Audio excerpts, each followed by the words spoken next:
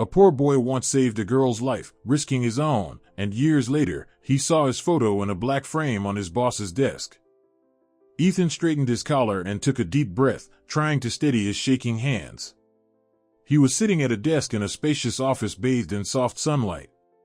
Across from him sat Helen Martinez, head of HR at a major tech company, the very one Ethan had dreamed of working for since he was a teenager. Her large black-framed glasses rested on her nose, her hair was pulled neatly into a bun, and her sharp, penetrating gaze seemed to look right through him. "Ethan," she began, tilting her head slightly, "please name the 3 qualities that best define you." The question caught him off guard. He had expected standard questions about coding skills or work experience, not something so personal and tricky. A flush crept up his cheeks, and for a second he froze. His eyes wandered around the room. On the desk stood a photo in a sleek silver frame. An abstract painting hung on the wall, and a soft rug muffled footsteps beneath their feet. It all felt so far from his own world of a cramped rental and heavy warehouse bags. Ethan gave himself a silent pep talk. "You've been through worse. This is just a question." He straightened his back, looked Helen Martinez in the eye, and spoke. "First, I'm committed to growth. I believe that if a person stops growing, personally or professionally, even for a moment, they lose precious time that could have been used for something meaningful. In today's world, there's no success without consistent self-improvement." Helen raised an eyebrow slightly but said nothing, listening attentively. "Second, I'm detail-oriented. Ask someone what's behind a door they've never opened, and they'll probably guess something obvious: a desk, a chair, a painting. But I'd noticed a pen that fell on the floor yesterday, or the necklace on the woman in the photo on your desk." Helen gave a faint smile, and Ethan sensed he had struck a chord. Her gaze softened, almost curious. "Interesting," she said, leaning back in her chair. "And the third?" "Resilience," Ethan answered, feeling confidence return. "I don't give up, even when everything goes wrong. Life has taught me to fight for my dreams, no matter what." Helen nodded and made a note in her planner. She asked a few more questions, about his skills, his motivation, his goals. Ethan answered clearly, hiding the nervous storm inside. He silently prayed that this would be his chance. Working for this company had been his dream, a dream he'd pursued for years, sacrificing sleep, health, and every penny he had to complete his coding courses without any support. When the interview came to an end, Helen set her pen down and looked at him with a neutral expression. "Thank you for your time, Ethan. We'll be in touch." The words hit him like a hammer. He knew too well what they usually meant. He thanked her politely, said goodbye, and walked out, feeling hope slip away with each step. Outside, under the gray sky, he let out a bitter smile. Was it all for nothing? He thought as he made his way to the bus stop. Back in his tiny apartment, Ethan dropped his backpack to the floor and collapsed onto the sagging couch. The room he shared with his friend Marcus smelled of dampness and cheap food. Marcus, a fellow warehouse worker, was at the table, finishing a sandwich. "So, genius, how'd it go?" Marcus asked with a mocking grin. "Let me guess, you blew it again." Ethan stayed silent, staring at the ceiling. Marcus's words stung, but he was used to that. His friend never believed in his dreams, always calling them foolish. "Guys like us don't end up in fancy companies," Marcus liked to say. But Ethan knew their paths were different. He didn't want to spend his life hauling bags and living in this miserable apartment. His thoughts drifted to the past, to the days when his world was still whole, though already cracking at the seams. He was 10 years old, and life felt like an endless stream of sunny days. He remembered his mother, Anna, with her warm smile, teaching him to make paper boats they'd float down the stream behind their house. Her laughter rang like a bell, and little Ethan, with his messy hair, believed that sound would follow him forever. That summer, their family trip to the mountains was supposed to be the greatest adventure of his life. Ethan had dreamed of hikes, campfires, and stories under the stars. But disaster struck instead. The accident took his mother in an instant. Ethan still remembered the screech of metal, his father's screams, and then the silence. A silence louder than any noise. He was 10, and his world shattered. The wound in his heart, still just a boy on the edge of growing up, bled for years. He often woke up clutching his pillow, praying it had all been a nightmare. That his mom would walk through the door again, kiss his forehead, and say, "Time to get up, my little dreamer." But she never came back. And each day, her absence grew heavier. His father, Robert, tried to hold it together. Ethan could see it, the tall, broad-shouldered man with hollow eyes, doing his best to be strong for his son. They spent their evenings in silence, sitting at the same kitchen table where laughter once filled the room. Robert still made dinner, but his hands trembled, and his gaze often drifted into emptiness. Ethan didn't know how to help him. He felt helpless, like a paper boat swept away by the current. 2 years later, Robert brought Olivia into their home. She entered their lives with a smile Ethan found too sweet, too fake. Around others, she was affectionate, calling him sweetie and patting his head. But the moment Robert turned away, her face hardened, her eyes turned sharp and cold like a winter wind. Olivia didn't love Ethan. He felt it in every glance, and every sharp word whispered when his father wasn't around. To her, he was a walking reminder of Robert's past, of the woman whose presence still lingered in the house. Ethan was an outsider to her, an obstacle to be removed. Olivia was a master manipulator. She complained to Robert about things Ethan never did, shedding crocodile tears and accusing him of being defiant, rude, even hateful. "I'm trying to be a mother to him," she'd say, dabbing her eyes with a tissue. "But he pushes me away, Robert. I don't know what else to do." Ethan tried to defend himself, but his words were lost in the rising anger of his father, who with each passing day grew more distant. Blinded by his new wife, Robert couldn't see the truth. He didn't notice the web of lies Olivia was spinning around them. When Ethan turned 17, Olivia made her move. Robert received a large work bonus, and part of the money, according to her, went missing. Ethan found it in his own room, stuffed under the mattress, but it was already too late. Olivia, feigning wounded innocence, stood silently by as Robert, red with rage, yelled at his son. "Get out of my house," he roared, voice shaking with fury and pain. "You're not a son, you're a disgrace. You stole from us. You torment Olivia every day. Get out." Ethan stood frozen, fists clenched, heartbreaking from the injustice. He tried to explain he hadn't taken the money, that it was all set up, but his father wouldn't listen. Olivia, in the corner, hid a victorious smile, and Ethan felt his world shatter for the second time. That night, with a backpack full of old clothes, he left the house that once felt like home. He was 17. His teachers had predicted a bright future in programming, and yet here he was, on the street, with no money, no roof over his head, and a heart full of pain and betrayal. Summer passed in a blur of despair. Ethan slept in damp basements that reeked of mildew and loneliness. He ate expired food, and sometimes, ashamed of himself, stole bread or apples from the market just to stay alive. Every night, he closed his eyes and imagined his mother wrapping her arms around him, whispering that everything would be okay. But the harsh truth was, he was alone, and the world had turned its back on him. Ethan knew he wouldn't survive the winter. He made his way to a wealthy suburb near Aspen, where vacation homes sat empty for the season, hoping to find shelter.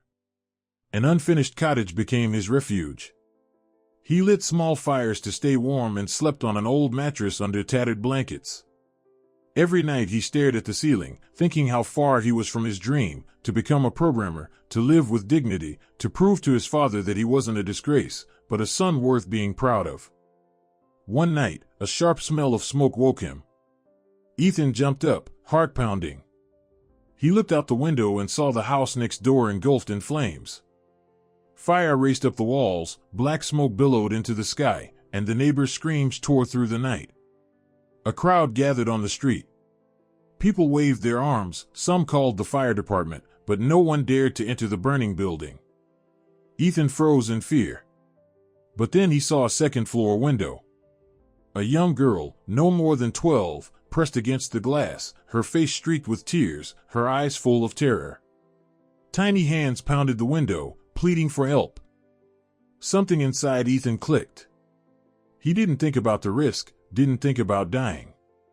All he saw was her, that girl whose life was hanging by a thread. Without hesitation, he bolted from his shelter, vaulted over the low fence, and sprinted toward the fire. Smoke stung his eyes, heat scorched his skin, but he didn't stop. He burst inside, heart hammering in his throat, and raced up the stairs that groaned and cracked beneath the fire's weight. His lungs burned, but he refused to give in to fear. He had to save her, no matter what. Ethan found a stack of towels in a closet, tied them into a makeshift rope, secured one end to the bed, and wrapped the other around the girl's waist. Shouting to the crowd below to catch her, he carefully lowered her out the window. As soon as her feet hit the ground, he exhaled with relief and climbed out himself, nearly suffocating in the process. People surrounded him, filming on their phones, but Ethan didn't want the spotlight. He slipped away into the crowd. That fire changed him. It made him realize how fragile life truly is, and that he didn't want to waste his own. He returned to the city and enlisted in the army, determined to start fresh. After his service, he took a job as a warehouse loader. But the dream of becoming a programmer never died. He saved every penny, took online courses, and now, here he was, standing at the edge of a new life. Lying on the couch, Ethan stared at the ceiling, feeling the hope of landing the job slip away. Maybe Marcus is right, he thought, closing his eyes. Sleep came slowly, full of restless, heavy dreams. The morning started like any other. Ethan got up at 5, had a quick breakfast, and headed to the warehouse. The cold wind cut through his clothes as he unloaded crates from the truck. His back ached, years of hard physical labor were catching up with him. He knew that if he didn't change careers soon, his health would give out completely. Suddenly, his phone buzzed in his pocket. An unknown number. Heart pounding, he picked up. "Hello, Ethan," came a melodic voice. "This is Helen Martinez. I'm calling to let you know that we've made a positive decision regarding your employment." Ethan froze, not believing what he'd just heard. "Seriously," he blurted out. "That's right. Can you come in today? Preferably within the hour?" "Absolutely. Thank you." Ethan nearly shouted with joy. He turned to Marcus, who was lazily moving boxes nearby. "Marcus, I got the job," he exclaimed, unable to contain his excitement. Marcus looked up, and for a split second, his face twisted with jealousy before he forced a smile. "Congrats," he muttered, avoiding eye contact. "Just don't get too full of yourself." Ethan didn't pay attention to the tone. His heart was pounding like it was ready to leap out of his chest. He grabbed his backpack and rushed home to get his documents. 40 minutes later, he was standing in the office, handing the paperwork to Helen Martinez. "Congratulations, Ethan. You're now part of our team," she said, giving him a quick once-over. "Your probation period is 3 months. Victor Thompson will walk you through the job details. Good luck." Ethan thanked her and headed toward Victor Thompson, his assigned mentor. Victor was a kind man in his 50s. He showed Ethan to his workspace, a small desk with a computer in a large open office buzzing with chatter and the hum of machines. Ethan felt like he was floating. He soaked up Victor's every word, trying to absorb everything he was told. The first few days flew by. Ethan arrived early, dove into the systems, asked questions, and worked with such eagerness that even his coworkers began to take notice. For the first time, he felt like he belonged. But on the 5th day, just as he was getting ready to head home, the secretary stopped him. "Ethan, Helen Martinez wants to see you," she said. His heart skipped a beat. "Did I do something wrong?" he thought as he walked toward her office. Thoughts of being fired spiraled through his mind, and his palms began to sweat. Ethan knocked on Helen's door, trying to stay calm. She was sitting at her desk, flipping through some documents. When she looked up, she smiled, not the usual professional smile, but one that felt genuinely warm, and it surprised Ethan. "Ethan, have a seat," she said. I wanted to let you know personally, you've successfully completed your probation. You're now officially full-time. Congratulations. Ethan stared at her, trying to process what she just said. Full-time? Already? But wasn't the probation 3 months? We made the decision early, Helen replied, a mysterious smile on her lips. And by the way, your salary will be increased as well. Go see accounting and sign the new paperwork. Ethan walked out of the office in a daze. Joy mixed with confusion. Why had it all happened so fast? He couldn't shake the feeling that something was off, but he found no reason to doubt it. Back at his desk, he kept working even harder, determined to live up to their trust. A week later, Victor Thompson interrupted him during a server configuration. Ethan, we need you on the 10th floor. The boss is having computer issues, it's urgent. Ethan nodded and headed for the elevator. On the 10th floor, he found himself in a luxurious office with panoramic windows. Behind the desk sat a young woman with green eyes and long hair. She was stunning, so much so that Ethan momentarily lost his train of thought. This is the boss, he thought, surprised that someone so young could be a director. Thank goodness you're here, she said brightly. I'm Sophia, Director of Development. My computer won't connect to the network. Can you take a look? Ethan nodded, trying to hide the tremble in his hands, and leaned over her desk. Shelves lined with books and awards surrounded him, and on the wall hung a landscape painting that reminded him of the endless fields from his childhood, back when he was still happy. He took a deep breath, trying to focus. But then his eyes caught something on the edge of her desk, a small picture frame. His breath caught in his throat. It was him. Ethan, in an old worn-out jacket, wind-blown hair, smiling. He blinked, hoping it was a mistake, a trick of his imagination. But no, it was his photo, his face, his smile. The color drained from his face, and his fingers trembled on the keyboard. Slowly, he looked up at Sophia, who was watching him with a soft, almost shy smile. Her green eyes, deep and still like a forest lake, seemed to see right through him. Is something wrong? She asked gently, tilting her head. Her voice was warm, but there was a hint of nervousness, like she didn't want to break the moment. Ethan opened his mouth, but no words came out. He looked back at the photo, then at Sophia, trying to find something familiar in her face. Her long, slightly wavy straw-colored hair, delicate features, the graceful line of her neck, it all felt new and yet faintly familiar, like a dream he couldn't quite recall. You don't recognize me? Sophia asked, her eyebrows lifting slightly, her voice now tinged with emotion. Do you remember the fire 10 years ago, in the cottage neighborhood? You saved a girl from a burning house. Ethan felt the world collapse into a pinpoint, and memories came crashing down on him like a wave. That cold night, the smell of smoke, the neighbors' screams, the flames devouring the walls.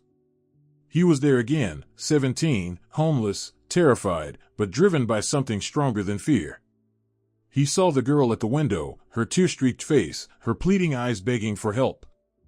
Ethan blinked, snapping back to the present. His eyes met Sophia's, and in that moment, he knew it was her. The girl he had pulled from the fire, the trembling hands he held as he lowered her down with a makeshift rope of towels. Her face, once covered in soot, now glowed with confidence and clarity. But her eyes, those were the same. Filled with gratitude, and something else he couldn't yet name. You're that girl, he whispered. Sophia nodded, and her eyes shimmered with tears. She clasped her hands tightly, trying to keep her emotions in check.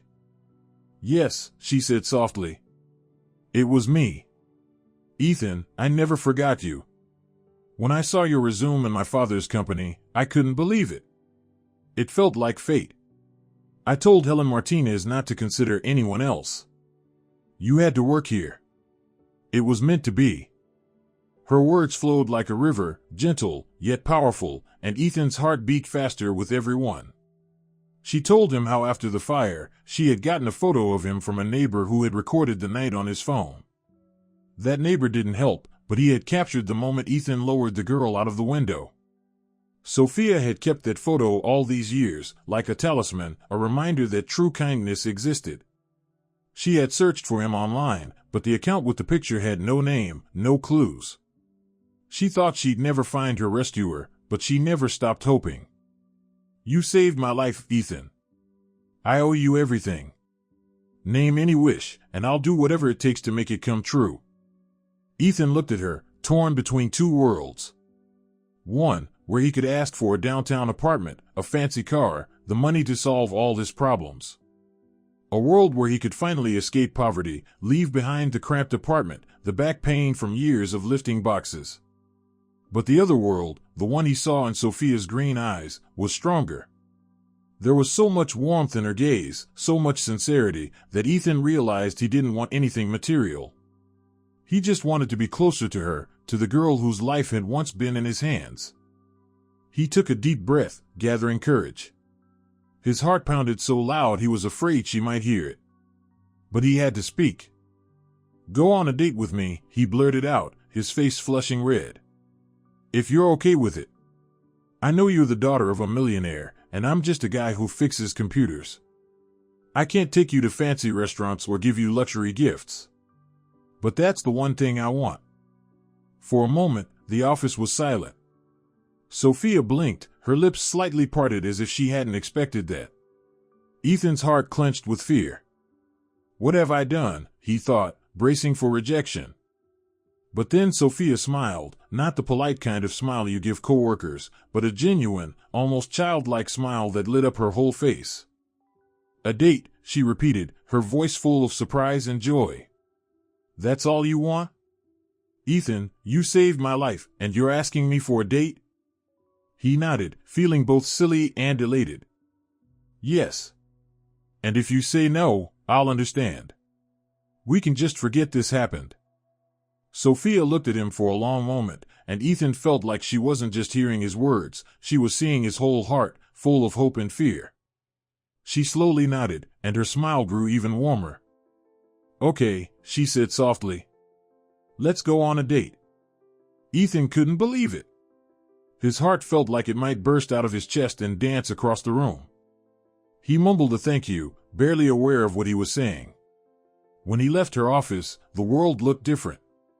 The gray walls of the building, the hum of the AC, the chatter of coworkers, all faded into the background. Inside him, a melody was playing, one he hadn't heard since childhood, the sound of hope, of something new, something beautiful.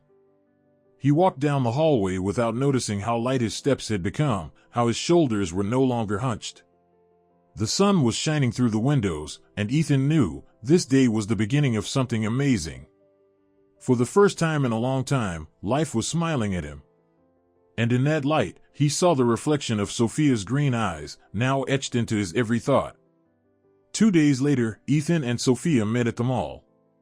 He was nervous, tugging at the edge of his jacket, but the moment he saw her smile, he relaxed. They watched a comedy in the theater, laughed at the jokes, and chatted over coffee and pastries at a small cafe. Sophia wasn't just beautiful, she was easy to talk to, genuine. She shared stories from her childhood, including the night of the fire. How her stepmother had left her alone to run off with a lover. "That night, I realized I meant nothing to her," she said quietly, staring into her cup. "But you risked your life for me." Ethan felt warmth rise in his chest. He told her about his own past, losing his mother, being betrayed by his father, years of wandering. Their conversation was so honest, time seemed to disappear. When they finally said goodbye outside the mall, Sophia gently touched his hand. "Let's do this again," she said. Ethan nodded, unable to hide his smile. But the next day at work, he noticed the stares. Co-workers exchanged glances. During lunch, one of the programmers, Oliver, leaned over and whispered, "Careful, man. Word's getting around. A romance with the boss's daughter? That's a risky game." Ethan frowned. He didn't want their relationship to become office gossip, but his feelings for Sophia were stronger than fear. They continued seeing each other in secret, taking walks in quiet parks, sitting in little cafes where no one knew them. Sophia told him how her father had tried to set her up with the sons of his business partners, but she always refused, dreaming of real love.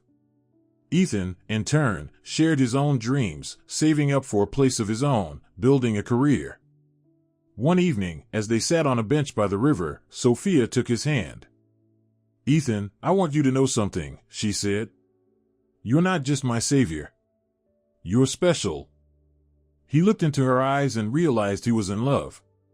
But the thought that she was a millionaire's daughter, and he a former warehouse worker, weighed on his mind. Could their love survive the gap between their worlds? Months passed.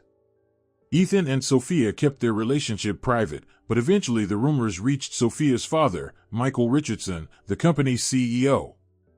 Ethan feared he would be fired. But to his surprise, Michael called them both into his office and gave them a warm smile. "I see how hard you work, Ethan," he said. "And I see the way my daughter looks at you. If you two are happy, then you have my blessing." The relief Ethan felt was immense. He continued working harder than ever, earning the respect of his colleagues. Victor Thompson praised his progress, and Sophia beamed with pride at his achievements. Their relationship deepened, and Ethan began to believe they had a real future together. One night, after dinner at a cozy restaurant, Sophia looked at him with unusual seriousness. "Ethan," she said, squeezing his hand, "when are we getting married?" He froze, barely believing what he'd just heard. A proposal from her, so strong and independent, caught him completely off guard. His heart pounded so loudly, he could barely hear his thoughts. "Sophia, are you sure?" he asked, trying to stay calm. "I've never been more sure," she said, smiling. Ethan didn't know what to say. He loved her deeply, but marriage? It was a big step. Could he ever be worthy of a woman like her? But looking into her eyes, he realized he didn't want to miss this chance. "Marry me," he said quietly. Their wedding was full of warmth. Sophia, in her white gown, looked like an angel, and Ethan, in his tailored suit, couldn't take his eyes off her. Friends and co-workers, including Victor Thompson, raised toasts to their happiness. Michael Richardson embraced Ethan like a son and wished them a life full of love. Years passed. Ethan and Sophia, two hearts brought together by fate in a burning house, built a strong, love-filled family. Their cozy suburban home in Madison became their sanctuary, filled with the sounds of laughter, the smell of morning coffee, and the sense of peace. They had 2 children, a boy, Alex, with curious green eyes inherited from his mother, and a girl, Emma, whose smile was the spitting image of Ethan's.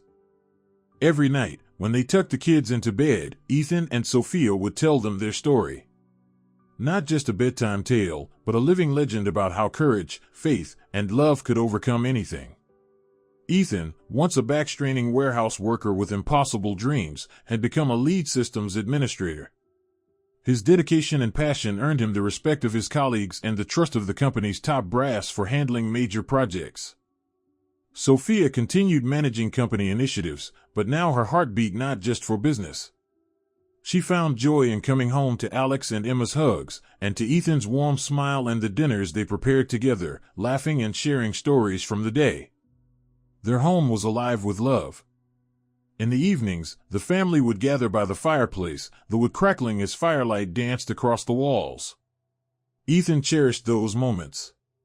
When Alex curled up under a blanket and asked, "Dad, tell us again how you saved Mom," and Emma, clutching her teddy bear, would add, "And how you became a hero," Ethan would begin the story, his voice soft and deep, carrying them back to that distant day when a 17-year-old boy rushed into a burning house without thinking of himself.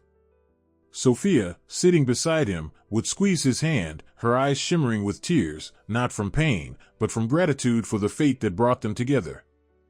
And yet, even in the midst of that happiness, Ethan sometimes felt the shadow of his past. The memory of his father, his stern face, his harsh words, still lingered. Ethan knew he couldn't fully move forward until he closed that chapter. One morning, he decided to visit his father's grave. Sophia sensed the weight on his heart and gently said, "Go, Ethan.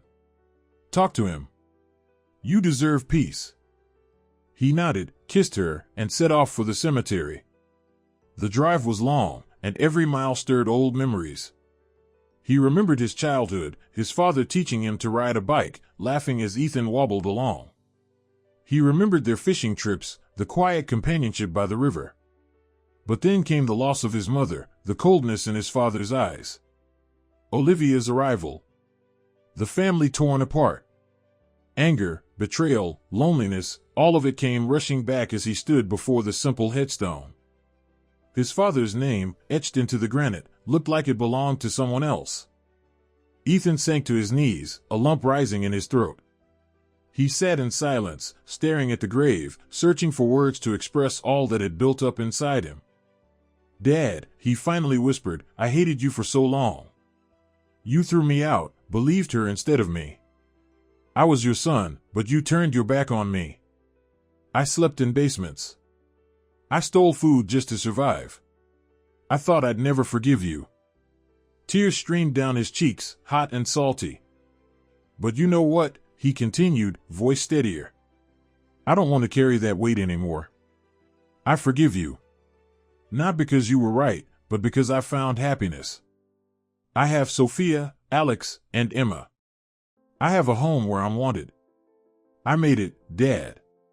I became the man I always hoped I'd be. And I want you to know, I don't hold a grudge. Maybe if none of that had happened, I never would have met Sophia." He placed a bouquet of chrysanthemums on the grave and stood up. For the first time in years, he felt light, like a burden had finally slipped from his shoulders. The peace he had been chasing for so long had finally arrived. Back home, the smell of apple pie filled the air. Sophia had been baking with the kids. As soon as he stepped inside, Alex and Emma ran to him. "Daddy, where were you?" Alex asked. "I went to visit your grandfather," Ethan said softly, brushing a hand through his son's hair. Sophia stepped out of the kitchen, drying her hands with a towel. Her eyes met his, full of knowing and quiet support. She walked over and wrapped her arms around him. Ethan held her close, feeling the warmth of her body against his. The kids ran off to play, and the two of them stood at the window, watching the sunset. The sky burned with shades of crimson and gold, as if reflecting their own story, one of fire, struggle, and love. "I love you so much," Sophia whispered, resting her head on his shoulder. "I love you too," Ethan replied, eyes stinging with tears, but this time, they were tears of joy. He watched his children chasing each other across the lawn. He looked at his wife, her smile had been his guiding light through the darkest times, and knew that all the pain, the loneliness, the betrayals, the fight to survive, it had all been worth it. Their love, born from the flames of that distant night, had become their greatest treasure. It was stronger than any storm, more lasting than any wall. And in that moment, standing by the window, Ethan understood, their story wasn't ending.